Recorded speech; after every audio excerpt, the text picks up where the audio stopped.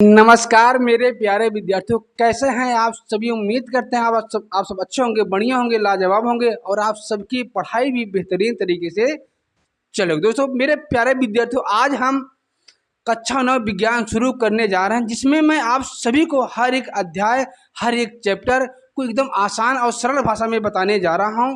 दोस्तों इस सीरीज में आप लोग जरूर जुड़िएगा, क्योंकि इस सीरीज में ना हर एक चैप्टर को आसान और सरल भाषा में बताऊंगा, साथ में आपको ट्रिक बताऊंगा, उसके बाद आपको उदाहरण बताऊंगा, उसके बाद आपका जो आपकी परीक्षा की दृष्टि से जितने भी प्रश्न बन सकते हैं हर एक अध्याय से, हर एक चैप्टर से, उन सभी प्रश्नों पर हम चर्चा करने वाले हैं। दोस्तों आप लोग चाहे किसी भी बोर्ड को, चाहे आप यूपी बोर्ड को हो, आप एमपी बोर्ड को, आप बिहार बोर्ड को हो, आप सभी के लिए ये जो मैं कक्षा 9 विज्ञान का सीरीज शुरू करने जा रहा हूं दोस्तों, ये आप सभी के लिए बहुत ही उपयोगी होने वाला है। तो चलिए दोस्त, पेन और कॉपी लेकर जरूर तैयार हो जाइए और चलिए शुरुआत करते हैं। आज का जो लेक्चर है, आज का जो चैप्टर है कक्षा 9 विज्ञान रसायन विज्ञान, जिसमें मैं आज आप सभी को शुरू करने वाला हूं क्या, हमारे आसपास के पदार्थ। सबसे पहला चैप्टर है हमारे आसपास के पदार्थ है क्या है। तो ये पदार्थ क्या होता है, पदार्थ किसे कहते हैं, क्या भला है ये। दोस्तों चैप्टर का नाम ही है क्या, हमारे आसपास के पदार्थ।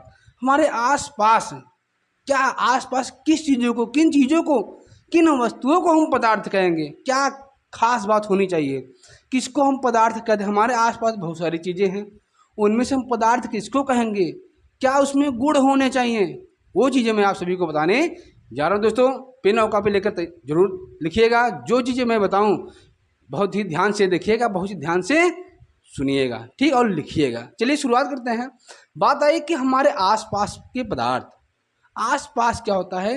देखो पदार्थ हम उसे कहते हैं, उन सभी वस्तुओं को पदार्थ कहते हैं जो जो जगह ले, जो स्थान घेरे और जिसमें कुछ न कुछ वजन हो, यानी जिसका कुछ न कुछ द्रव्यमान हो, वे सभी आप क्या होते हैं मेरे दोस्त, मेरे यार, वो सभी क्या होते हैं, पदार्थ होते हैं। यानी कहने का मतलब है जितनी भी वस्तुएं हैं हमारे आसपास, जितनी भी वस्तुएं हैं जिसमें हमारे आसपास की, वे सभी वस्तुएं जो स्थान घेरती हो तथा जिसमें द्रव्यमान हो अर्थात वजन होता है, उसी को हम क्या कहते हैं, उसी को हम पदार्थ कहते हैं। यानी जितनी भी चीज़ें हैं हमारे पास, जो भी चीज़ें हैं, जो जगह लिया है, जो स्थान घेरा है, जिसमें वजन है, वो सभी पदार्थ कहलाते हैं। जैसे हमारे आसपास की बात करें, हमारे आसपास जहाँ हम पढ़ाई करते हैं, कापी होता है, कलम होता है, और कोई भी टेबल हो गया, मेज हो गया, कुर्सी हो गया,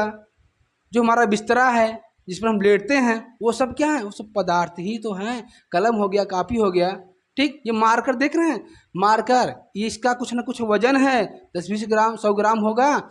इसके बाद ये स्थान भी तो घेर रहा है ना बाबू, ये क्या हो जाएगा, मार्कर भी एक पदार्थ है। आप इस जिस बोर्ड पर मैंने लिखा है हाथ से, ये बोर्ड क्या है, इसने भी तो स्थान लिया है, इसका तो कुछ न कुछ वजन होगा, होगा कि नहीं होगा, होगा। तो ये भी क्या है, जो बोर्ड है, जो व्हाइट बोर्ड है, ये भी क्या है, पदार्थ है। उसके बाद पुस्तक, आप जानते हैं जो आपका ईंट होता है, जिनसे मिलकर दीवार बना होता है, घर बना होता है, वो सब क्या है, ईंट भी जगह लेता है, इसका वजन होता है, इसमें द्रव्यमान होता है, इसलिए सभी क्या होते हैं, पदार्थ होते हैं। यानी हमारे आसपास जो भी चीज़ें दिखाई दें, जिसमें वजन हो, जो जगह ले, वो सब क्या होता है, आपका पदार्थ होता है, ठीक है। सॉरी अगला देखिएगा। अब इसमें उसके बाद आपका आता है अगला जो टॉपिक है आपका, उसमें यह है कि पदार्थ के गुण, यानी कि पदार्थ के अभिलाक्षणिक गुण क्या होते हैं। दोस्तों अभिलाक्षणिक गुण समझने से पहले आपको ये समझना पड़ेगा, उसमें कुछ चीज़ें आता है, कुछ बेसिक चीज़ें जिसको जानना बहुत ही जरूरी है। अगर ये चीज़ें आप जान जाएंगे ना, तो अभिलाक्षणिक गुण क्या होता है, हर एक चीज़ आपको बेहतरीन तरीके से समझ में आएगा। ठोस, द्रव और गैस में संबंध जो होता है, अंतर क्या होता है, वो चीज़ें आपको समझ में आ जाएगा, ठीक। उसको समझने से पहले आप सभी को ये समझना होगा कि 3 चीज़ें, आयतन क्या होता है, द्रव्यमान क्या होता है, क्षेत्रफल क्या होता है, ठीक। तो आयतन क्या होता है, किसे कहते हैं आयतन। देखिएगा, किसी वस्तु द्वारा घेरा गया कुल स्थान, कोई वस्तु जितना स्थान घेरा है, कोई वस्तु जितना स्थान घेरा है, वही उसका आयतन कहलाता है, ठीक। अब जैसे ये बोर्ड है, इसकी लंबाई, चौड़ाई, ऊंचाई होगी, है कि नहीं है। अब क्या होगा, अब इसने जितना जगह लिया है, जितना स्थान घेरा है, वह उसका आयतन कहलाता है। ठीक, जैसे मान लीजिए ये आप देख पा रहे हैं, ये बॉटल है, ये क्या है, इस बॉटल है, मान लेते हैं ये बॉटल 1 लीटर का है। कितने लीटर का है, 1 लीटर का बॉटल है। अब इसमें जितना जो पानी भरा जाएगा, अगर ये पूरा भरा जाएगा ना, तो इसका जो आयतन होगा कितना होगा, 1 लीटर होगा। अगर इसमें आधा पानी भरा जाएगा ना बॉटल में, तो ये आधा लीटर होगा। ठीक, वही इसका क्या कहलाता है, आयतन। जैसे अब देखिए, तो इसका जो SI मात्रक होता है वह होता है घन मीटर, यानी जो आपको आयतन नापा जाता है, जिसमें लंबाई चौड़ाई ऊंचाई होता है, वो क्या होता है, आयतन को हमेशा घन मीटर यानी कि मीटर क्यूब में मापा जाता है। ठीक, अब इसके बाद आ गया द्रव्यमान। तो उम्मीद करते हैं आपको ये आयतन क्या होता है अच्छे समझ में आया होगा। जैसे अब देखिए, द्रव्यमान यानी मास क्या होता है, यहाँ देखा आप लोग ने कि यहाँ द्रव्यमान आया था, क्या था, स्थान घेरना। ठीक है, तो द्रव्यमान होता क्या है, द्रव्यमान होता है, देखिएगा इसका जो परिभाषा है कि किसी वस्तु में उपस्थित या लगी, कोई भी वस्तु है उसमें उपस्थित या लगी पदार्थ की कुल मात्रा, लगी पदार्थ की कुल मात्रा को ही द्रव्यमान कहते हैं। अब इसका जो SI मात्रक होता है, इसका जो SI क्या होता है, इसका जो SI मात्रक होता है वह क्या होता है, किलोग्राम होता है। अब यहाँ बात आई कि कैसे जानेंगे। अब आप ये देखिए, अब ये बोर्ड देख पा रहे हैं, इस बोर्ड को बनाने में जितनी भी लकड़ी लगी है, जितना किलोग्राम लकड़ी लगा है, वही इस बोर्ड का आयतन कहलाएगा। इस मार्कर को बनाने में जितना भी प्लास्टिक लगा है, इसमें जितनी भी वस्तु लगी है, चाहे 10 ग्राम लगा हो, 20 ग्राम लगा हो, जितना भी प्लास्टिक लगा है, वो सभी इस मार्कर का द्रव्यमान कहलाता है। दोस्तों उम्मीद करते हैं द्रव्यमान क्या होता है, आयतन क्या होता है, ये भी चीज़ें आपको अच्छे से समझ में आया होगा। चलिए अब आपको बताते हैं अगला जो आपका टॉपिक है, अगला जो बिंदु है वह है आपका क्षेत्रफल। क्षेत्रफल क्या होता है, देखो क्षेत्रफल में भी जगह घेरा जाता है और उसमें भी आयतन में भी जगह घेरा जाता है। अंतर क्या दिखेगा, करा कि किसी समतल आकृति द्वारा घेरा गया कुल सतही भाग, तो कोई वस्तु है, उस वस्तु द्वारा, उसके द्वारा जितना भी जगह लिया जाएगा उसके सतह द्वारा, वही उसका क्षेत्रफल कहलाता है। इसका जो SI मात्रक होता है वह होता है वर्ग मीटर यानी कि मीटर स्क्वायर होता है। जैसे अगर हम बात करें, ये बोर्ड आप देख पा रहे हैं, अब इस बोर्ड की कुछ लंबाई होगी और कुछ क्या होगी, चौड़ाई। इस बोर्ड की लंबाई और चौड़ाई द्वारा जितना भी जगह लिया गया है वह उसका क्षेत्रफल कहलाता है। अगर मान लेते हैं इसकी लंबाई, मान लेते हैं कि ये 3 मीटर है, चौड़ाई आपका 2 मीटर है, तो जो इसका क्षेत्रफल होगा, क्षेत्रफल क्या होगा, लंबाई गुणे चौड़ाई, यानी कि 3 मीटर गुणे 2 मीटर, 3 दूनी 6 मीटर स्क्वायर, इसका हो जाएगा आपका 6 मीटर स्क्वायर, इसका क्षेत्रफल हो जाएगा। ठीक, यानी किसी ये बोर्ड द्वारा इसकी लंबाई और चौड़ाई द्वारा जितना भी जगह लिया गया है उसकी लंबाई और चौड़ाई का गुणा कर देंगे, वही इसका क्षेत्रफल कहलाएगा। उम्मीद करते हैं मेरे प्यारे दोस्तों, मेरे प्यारे भाइयों बहनों, आपको पदार्थ समझ में आया होगा। पदार्थ के लिए आगे जो आपको पदार्थ का अभिलाक्षणिक गुण होता है उसको जानने के लिए क्या क्या चीज़ें जानना आपको बहुत ज़रूरी है, वो चीज़ें आप समझ में आया होगा। दोस्तों अब मैं चर्चा करने वाला हूँ पदार्थ के अभिलाक्षणिक गुणों के बारे में। तो चलिए दोस्त शुरुआत करते हैं। अगला जो टॉपिक है इसमें मैं आपको बताने वाला हूँ कि जो पदार्थ के अभिलाक्षणिक गुण हैं वो क्या होते हैं। आपने पदार्थ पढ़ा, पदार्थ की उदाहरण पढ़े आपने, और आपने देखा कि पदार्थ को समझने के लिए जो पदार्थ के प्रकार होते हैं, आगे की चीज़ें समझने के लिए आपने आयतन समझा, क्षेत्रफल समझा और क्या समझा आपने, द्रव्यमान समझा। तो चलिए अब बताते हैं आपको कि पदार्थ के जो अभिलाक्षणिक गुण का मतलब होता है कि पदार्थ का जो स्वयं का गुण होता है, जो पदार्थ होते हैं उनका स्वयं का गुण क्या होता है, वो चीज़ें मैं आप सबको बताने चल रहा हूँ। देखिएगा, तो इसमें जो पदार्थ का जो सबसे पहला अभिलाक्षणिक गुण है, जो उनका स्वयं का पहला गुण है, वो क्या है, पहला ये कह रहा है कि पदार्थ छोटे छोटे कणों से मिलकर बना होता है। यानी कोई भी पदार्थ हो, दुनिया का कोई भी पदार्थ हो, वो क्या होता है, और छोटे छोटे कणों से मिलकर बना होता है।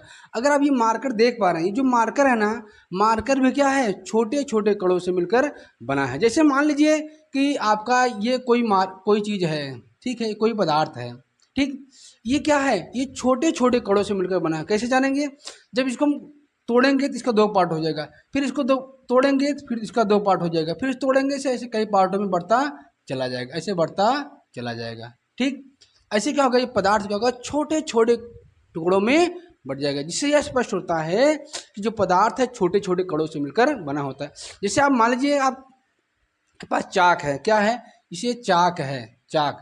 अब चाक को क्या करिए, इसका कई टुकड़ा करिए, क्या करिए, कई टुकड़ा करिए। जब इसको टुकड़ा करते चले जाएंगे ना, एक तोड़ा 2 टुकड़ा हुआ, फिर तोड़ा 3 टुकड़ा हुआ, ऐसे तोड़ते जाएं तो लास्ट में ना एक ऐसी अवस्था आ जाएगी कि आप उसको तोड़ ही नहीं पाओगे, उसको आप तोड़ ही नहीं पाओगे। जिससे यह स्पष्ट होता है कितना छोटा हो जाएगी, जिससे यह स्पष्ट होता है कि पदार्थ छोटे छोटे कणों से मिलकर बना होता है। कोई भी पदार्थ हो, सभी पदार्थ छोटे छोटे कणों से मिलकर बने होते हैं। ठीक, अब जो दूसरा आपका लक्षणिक गुण है वो क्या है, वो कह रहा है कि पदार्थ के कणों के बीच खाली स्थान होता है। कि जो पदार्थ होते हैं इनके बीच खाली स्थान यानी खाली जगह होता है। हम कैसे जानेंगे, जैसे मान लीजिए ये बॉटल है, ये बॉटल है, अब इस बॉटल में पानी है, शायद आपको दिखाई नहीं देता होगा, ये बॉटल, इस बॉटल में पानी है। ठीक, अगर आप इस बॉटल में चीनी या नमक डालोगे, चीनी या नमक डालोगे तो क्या होगा, जैसे मान लीजिए ये बॉटल है, इसमें क्या है आपका, इस बॉटल में आपका क्या है, पानी है। ठीक है, अब यहाँ तक आपका पानी, इस बॉटल में आपका क्या है, पानी है। ठीक है, अब पानी का लेवल यहाँ तक है। अब क्या करेंगे, जैसे ही आप क्या करेंगे, 1 या 2 चम्मच, 1 या 2 चम्मच क्या करेंगे, मान लीजिए चीनी डाल दिए, क्या डाल दिए, चीनी डाल दिए, या आप नमक डाल दिए, क्या डाल दिए, नमक। तो जब आप क्या करेंगे, इस बॉटल में आप चीनी या नमक डालेंगे तो जो पानी का थोड़ा सा लेवल होगा ये थोड़ा सा ऊपर आएगा, तो पानी का लेवल थोड़ा सा ऊपर आएगा। लेकिन जैसे ही चीनी या नमक इसमें घुल जाएगा, क्या होगा, घुल जाएगा, तो जो पानी का लेवल है ना, जो पानी ऊपर उठा था, फिर से क्या होगा, फिर से इसी स्थान पर आ जाएगा। ठीक, फिर से इसी स्थान पर आ जाएगा। इसका मतलब है आप देख पा रहे हैं कि जब बॉटल में पानी था, बॉटल में नमक और चीनी घोला गया, तो जो पानी का लेवल है थोड़ा सा ऊपर गया, थोड़ा सा कहाँ गया, ऊपर। और जैसे ही पानी में नमक और चीनी घुला तो पानी का जो स्तर है फिर से यहीं पर आपका आ गया। इसका मतलब है कि ना तो यहाँ पानी का लेवल बढ़ा नहीं, जितना था उतना ही रह गया। इसका मतलब है, और चीनी, अब जब चीनी देखते हैं, चीनी और नमक इसमें गायब रहता है। इससे यह स्पष्ट होता है कि आखिर वो चीनी गया कहाँ, चीनी कहाँ गया, चीनी वहीं गया जहाँ खाली स्थान था। इसका मतलब है जो बॉटल में पानी था ना, उस पानी में खाली स्थान था, तभी जा करके नमक और चीनी घुल गया और पानी का लेवल वही का वही रह गया। उम्मीद करते हैं दोस्तों ये चीज़ें आप सभी को समझ में आ जाएगा। होगा। उसके बाद आया जो आपका अगला लक्षणिक गुण है, करा कि पदार्थ के कण एक दूसरे को आकर्षित करते हैं। यानी जो पदार्थ के कण होते हैं वो एक दूसरे को अपनी ओर आकर्षित कर, अपनी ओर खींचने का काम करते हैं। ठीक, यानी जो भी पदार्थ है, हमारे आसपास जितने भी पदार्थ हैं, उन सभी पदार्थों में एक दूसरे को खींचने का गुण पाया जाता है। जैसे मान लीजिए पानी है, अगर पानी को ना आप इस पर हाथ डालेंगे ना, पानी को डालेंगे तो यहाँ पानी पड़ेगा, जब पानी पड़ेगा तो नीचे ऐसे आकर के यहाँ आपस में मिल जाएगा, क्या होगा, आपस में मिल जाता है। इसका मतलब है कि जो पदार्थ के कण हैं एक दूसरे को अपनी ओर खींचते हैं। क्या करते हैं, खींचते हैं, क्यों हैं, क्योंकि उनके बीच में क्या पा जाता है, एक बल पा जाता है। वो बल क्या होता है वो मैं आगे चर्चा करने वाला हूँ, तो आप लोग लास्ट तक जुड़े रहिएगा। ठीक है, देखिएगा अब जो इसका अगला जो चौथा अभिलक्षणिक गुण है वो क्या कह रहा है, किस प्रकार से कर रहा है, देखिएगा। ये कह रहा है पदार्थ के कण, यानी जो पदार्थ के कण होते हैं, क्योंकि पदार्थ छोटे छोटे कणों से मिलकर बना होता है। ठीक, पदार्थ क्या होता है, छोटे छोटे कणों से मिलकर बना होता है। तो जो पदार्थ के कण हमेशा गतिशील होते हैं, हमेशा क्या करते हैं, चलते रहते हैं, घूमते रहते हैं, टहलते रहते हैं। ठीक, तो वही क्या है कि पदार्थ के कण हमेशा गतिशील होते हैं। गतिशील मतलब होता है कि वो चलते रहते हैं। अब हम कैसे जानेंगे, जैसे मान लीजिए अगरबत्ती है, क्या है आपका, अगरबत्ती। क्या अगरबत्ती पदार्थ नहीं है, अगरबत्ती पदार्थ है कि नहीं है। अब जब अगरबत्ती को जलाया जाता है, अगरबत्ती क्या करते हैं, जब जलाते हैं तो उसकी जो महक वो क्या होती है, पूरे कमरे में फैल जाती है। ठीक, या जैसे मान लीजिए कि घर में पकवान वगैरह बन रहा हो, सब्जी जो बन रहा है, खाना वाना बन रहा हो, अगर पकवान वगैरह बनता है ना तो क्या होता है कि जब वो बन रहा होता है ना तो उसकी जो महक होती है ना पूरे कमरे में फैल जाती है। अब आप पढ़ते रहते हैं, उसकी महक सूंघते ही आप क्या करते हैं, देखने चले जाते हैं कि क्या चीज़ बन रहा है। इसका मतलब है जो आपको सब्जी बन रहा था, कोई पकवान बन रहा था, या जो अगरबत्ती, जब अगरबत्ती जल रही होती है, अगरबत्ती ये जल रही होती है तो क्या होता है, इसकी जो महक होती है, महक पूरे कमरे में फैल जाती है। कमरे में क्या होती है, फैल जाती है। ठीक, जिससे यह स्पष्ट होता है कि पदार्थ के कण हमेशा गतिशील होते हैं। और गति करने का कारण मेरे दोस्त, मेरे भाई, मेरे बहन, वो क्या है, वो है उनमें एक प्रकार की ऊर्जा पाई जाती है, जिसको हम कहते हैं गतिज ऊर्जा कहते हैं। इस पर भी हम चर्चा आगे करने वाले हैं। ठीक, तो उम्मीद करते हैं ये पदार्थ के जो अभिलाक्षणिक गुण हैं, पहला है पदार्थ छोटे छोटे कणों से मिलकर बना होगा, ये समझ में आ गया होगा। उसके बाद दूसरा गुण है आपका पदार्थ के कण के बीच खाली स्थान होता है, यानी पदार्थ के कणों के बीच खाली स्थान होता है, ये भी समझ में आया होगा। पदार्थ के कण, अगला वाला जो है कि पदार्थ के कण एक दूसरे को आकर्षित करते हैं, एक दूसरे को अपनी ओर खींचने का काम करते हैं। उसके बाद जो चौथा है आपका पदार्थ के कण हमेशा गतिशील होते हैं, यानी उसमें गति करने का गुण पाया जाता है। ठीक, ये जैसे हमने बताया अगरबत्ती जब जलाते हैं उसकी जो पूरी महक होती है पूरे कमरे में फैल जाती है। ठीक है, उम्मीद करते हैं चीज़ें आप समझ में आया होगा। अब इसमें दो तीन चीज़ें आए हैं, दो तीन शब्द आया है कि पदार्थ के कण गतिशील होते हैं। क्या होते हैं, पदार्थ के कण, हाँ ध्यान दीजिएगा, आपसे बात कर रहे हैं, गतिशील होते हैं। उसके बाद इसमें एक चीज़ कहा गया है कि एक दूसरे को आकर्षित करते हैं। आकर्षित का मतलब होता है एक दूसरे को अपनी ओर खींचने का काम करते हैं। ये आकर्षण होता क्या है, क्या होता है आकर्षण, किस कारण से पदार्थ एक दूसरे को अपनी ओर खींचने का काम करते हैं। दोस्तों चलिए शुरुआत करते हैं, बताते हैं कि देखो कह रहा है कि कण हमेशा गतिशील होते हैं। क्या कारण है, देखिएगा क्या कारण होता है कि जो पदार्थ एक दूसरे को अपनी ओर खींचने का काम करते हैं ना, क्योंकि उन पदार्थ के कणों के बीच गति करने वाला एक ऊर्जा पाया जाता है। गति करने वाला एक ऊर्जा पाई जाती है, जिसी को हम क्या कहते हैं, गतिज ऊर्जा कहते हैं। यानी कहने का मतलब यह है मेरे दोस्त कि किसी वस्तु में गति के कारण, यानी चलने के कारण, किसी वस्तु में गति के कारण जो ऊर्जा प्राप्त होती है, जो ऊर्जा प्राप्त होती है, उसी को हम गतिज ऊर्जा कहते हैं। क्या कहा कि किसी वस्तु में गति के कारण, चलने के कारण जो ऊर्जा, जो एनर्जी मिलती है, उसी को हम क्या कहते हैं, उसी को हम गतिज ऊर्जा कहते हैं। ठीक, अब जो आपका अगला है, उम्मीद करते हैं चीज़ें आपको समझ में आया होगा। दोस्तों देखो, अगर आप लोग पेन और कॉपी ले करके हर एक चीज़ को, हर एक टॉपिक को बारीकियों से नोट करोगे, ध्यान दोगे, तो जो मैं ये विज्ञान का सीरीज चलाया हूँ ना दोस्त, इसमें आपको कक्षा 9 विज्ञान और मैथ में एक भी मैं टॉपिक ऐसा है नहीं है जो मैं छोड़ दूँगा। हर एक टॉपिक को बेहतरीन तरीके से पढ़ाऊँगा। ठीक, और हर चीज़ का मैं नोट्स भी इसका बनाता चलूँगी। यही हमारा क्या है, नोट्स है। जो भी विद्यार्थी अगर टॉपर बनना चाहता है, अगर ये सब चीज़ें बारीकियों से ध्यान देगा, अच्छे से देखेगा, तो उसको विज्ञान और मैथ में किसी भी प्रकार की समस्या नहीं हो, विद्यार्थी विज्ञान और मैथ में टॉपर जरूर बनेगा। ठीक है, देखिएगा अब जो आपका अगला वाला है कि आकर्षण बल। आकर्षण बल का अट्रैक्शन फोर्स क्या होता है, इसमें लिखा ना कि पदार्थ के जो कण होते हैं एक दूसरे को अपनी ओर खींचने का काम करते हैं। क्या कारण है, क्यों खींच पाते हैं। अगर आप किसी व्यक्ति को, किसी आदमी को, किसी अपने दोस्त को अपनी ओर खींच लेते हो, काहे खींच पाते हो, क्यों, क्योंकि आप बल लगाते हैं। वैसे ही देखिएगा जो पदार्थ होते हैं ना, पदार्थ के कणों के बीच ना एक बल कार्य करता है। ठीक, वो बल क्या होता है, आकर्षण बल होता है। तो आकर्षण बल क्या होता है कि कोई वस्तु किसी दूसरी वस्तु को जिस बल से क्या करता है, अपनी ओर खींचता है, जिस बल से अपनी ओर खींचता है, वही बल आकर्षण बल कहलाता है। यही आकर्षण बल पदार्थ के कणों के बीच पाया जाता है। इसीलिए पदार्थ के जो कण होते हैं एक दूसरे को अपनी ओर खींचने का कार्य करते हैं। ठीक, उम्मीद करते हैं मेरे दोस्त, मेरे प्यारे भाइयों बहनों, ये आकर्षण बल भी आप सभी को अच्छे से समझ में आया होगा। अब चलिए जो आपका लास्ट चीज़ है, इसमें ना पदार्थ के कणों के बीच एक चीज़ होता है कि संसंजन बल क्या होता है। संसंजन बल देखिएगा क्या होता है कि पदार्थ के जो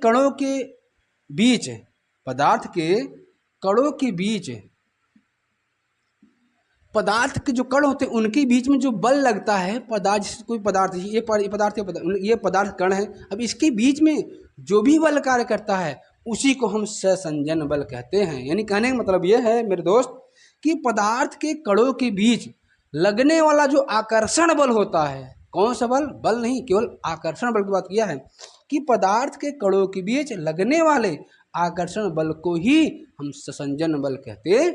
ठीक, उम्मीद करते हैं मेरे प्यारे विद्यार्थियों ये चीज़ें आप सभी को समझ में आया होगा। दोस्तों अब मैं आप सभी को बताने चल रहा हूँ कि पदार्थ की अवस्थाएं क्या होती हैं। ठीक है, देखिए कि परिभाषा क्या होगा कि दो या दो से अधिक पदार्थों का आपस में घुलना मिलना ही विसरण कहलाता है। क्या कहा कि कोई भी दो पदार्थों का आपस में घुल मिल जाना ही आपका विसरण कहलाता है। जैसे स्याही है, स्याही को अगर पानी में घोल दिया जाए तो क्या जो स्याही होगा पानी में क्या होगा, पूरी तरह से घुल मिल जाएगा, तो वो क्या हो गया, विसरण हो गया।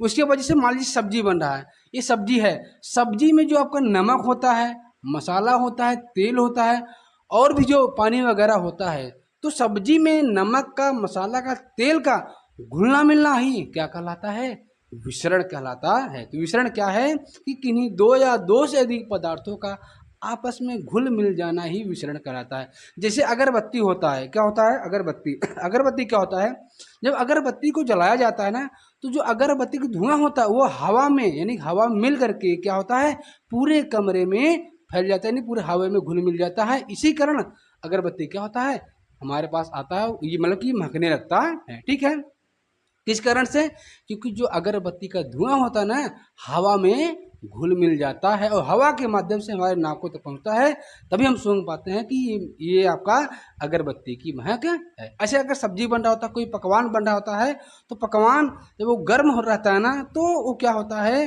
उसमें क्या होता है, तेल मसाला जो भी चीज़ें रहता है वो आपस में घुला मिला रहता है। वही जब जब हवा में घुल मिल जाएगा, घुलने मिलने के बाद हमारे पास पहुँचेगा, उसकी महक हम समझ जाएंगे कि हमारे यहाँ कुछ है बना है। ठीक है, वही क्या है, विसरण कहलाता है, यानी कि दो या दो से अधिक पदार्थों का आपस में घुल मिल जाना ही विसरण कहलाता है। दोस्तों उम्मीद करते हैं आप सभी को ये चीज़ें समझ में आया होगा। तो चलिए अब शुरुआत करते हैं, क्या जो आपका है पदार्थ की अवस्था। अवस्था क्या है, यानी जो पदार्थ होता है कितने प्रकार का होता है। तो दोस्तों अगर आप लोग देखेंगे, ध्यान से देखेंगे ना, तो हमारे आसपास जो है केवल तीन ही प्रकार के पदार्थ मिलते हैं। जैसे आपका ईंट हो गया, ये ठोस है, पानी हो गया, आपका जो गैस हो गया, हवा हो गया, इन्हीं तीन ही रूपों में आपका पदार्थ देखने को मिलता है। मुख्यतः तीन ही हैं, जबकि अगर पदार्थ की अवस्था, कुल अवस्था की बात किया जाए ना मेरे दोस्तों, तो ध्यान से देखिएगा, जो पदार्थ की कुल अवस्था है ना, वो पदार्थ की कुल 5 अवस्थाएं होती हैं। कितने अवस्था होती हैं, पदार्थ की कुल अवस्था आपसे क्वेश्चन पूछा जाता है कि पदार्थ की मुख्य अवस्थाएं कितनी होती हैं, पदार्थ की कुल कितनी अवस्थाएं होती हैं, ये दोनों क्वेश्चन बहुत ज़्यादा अंतर है। अगर आपसे मुख्य अवस्था पूछा जाएगा, मुख्यतः होगा तो हो जाएगा ठोस, द्रव और गैसीय। क्या है, पदार्थ की 3 मुख्य अवस्थाएं हैं। अगर आपसे कुल अवस्था पूछा जाए, पदार्थ की कुल 5 अवस्थाएं होती है। वो अवस्थाएं क्या है देखिएगा, तो जो आपका सबसे पहला अवस्था है वह है ठोस पदार्थ। क्या है, तो पदार्थ की पहली अवस्था है वो क्या कहलाती है, ठोस पदार्थ कहलाता है। उसके बाद जो दूसरा अवस्था है वह है द्रव पदार्थ, और जो तीसरी अवस्था है उसे हम कहते हैं गैसीय पदार्थ कहते हैं। पदार्थ की जो चौथी अवस्था है, जिसको हम बायोलॉजी में पढ़ेंगे, बायोलॉजी का पार्ट है जिसमें, इसको लिखा है प्लाज्मा। जो पदार्थ की चौथी अवस्था है इसको क्या कहते हैं, इसको हम प्लाज्मा कहते हैं।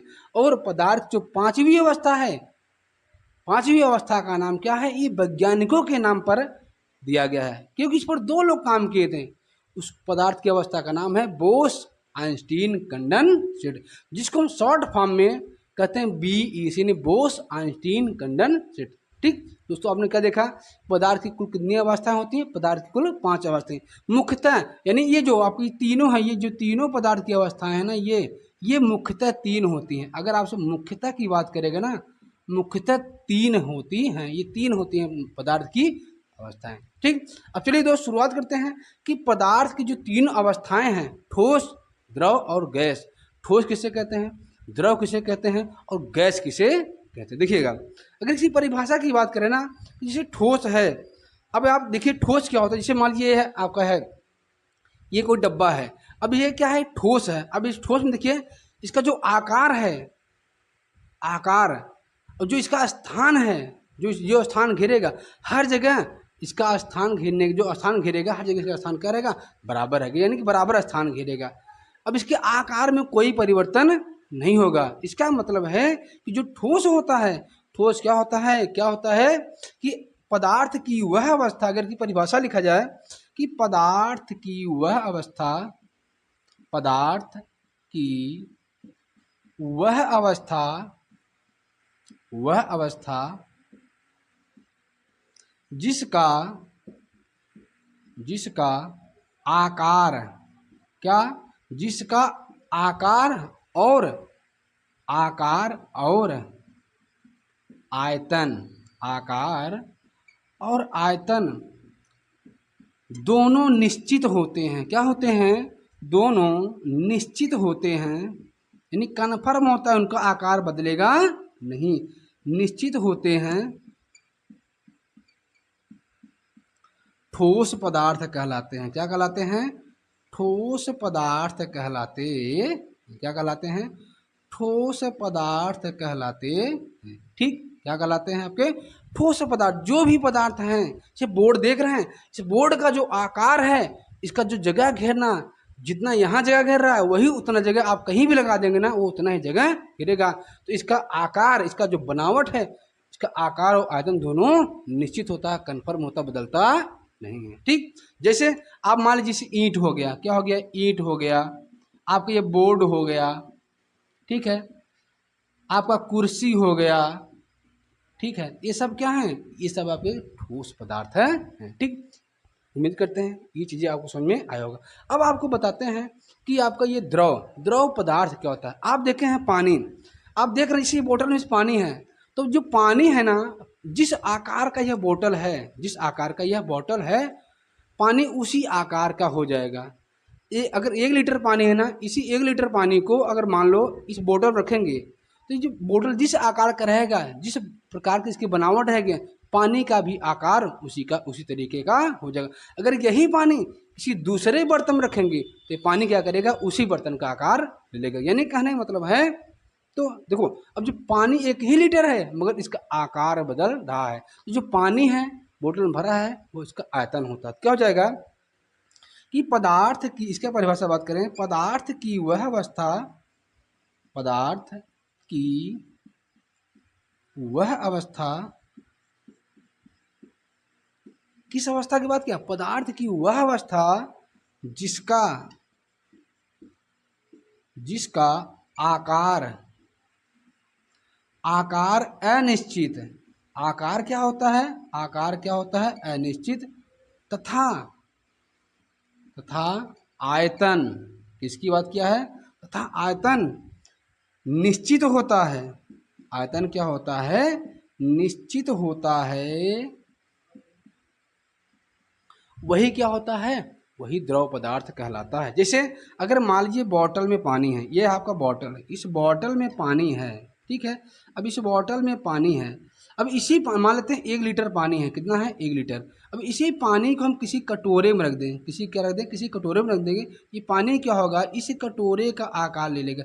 अगर इसी पानी को हम किसी बाल्टी में रख दें, किसी में रख दें? किसी बाल्टी में रख दें, तो ये पानी क्या होगा? इस बाल्टी के आकार का हो जाएगा। ठीक है, यानी कि पानी को एक ही लीटर पानी को अगर आप अलग अलग बर्तनों में रखेंगे ना, तो इसका आकार अलग अलग हो जाएगा। पानी 1 ही लीटर है, आयतन क्या है? 1 लीटर, लेकिन इसका आकार बदल गया। ठीक है, उम्मीद करते हैं चीज़ें आप समझ में आया होगा। ठीक, अब आपको बताते हैं कि जो गैसीय पदार्थ क्या होता है। जो गैस देखते हैं ना, गैस क्या होता है? पूरे कमरे में फैल जाता है। यानी इसका जो गैस होता है, गैस का न तो आकार निश्चित होता है, न तो इसका आयतन। जिस बर्तन में रखेंगे उसी बर्तन का रूप ले लेगा और ये पूरे कमरे में फैल जाता है। क्या हो जाएगा? क्या होगा? पदार्थ की वह अवस्था, क्या लिखेंगे? पदार्थ की वह अवस्था, पदार्थ की वह अवस्था जिसका, जिसका आकार और आयतन, आकार और आयतन, आकार और आयतन दोनों अनिश्चित होते हैं। क्या होते हैं? दोनों अनिश्चित होते हैं। वही क्या होता है? वही आपका गैसीय पदार्थ कहलाता है। अगर देखिए, अगर आप गैस देखते हैं ना, गैस क्या होता है? पूरे कमरे में फैल जाएगा।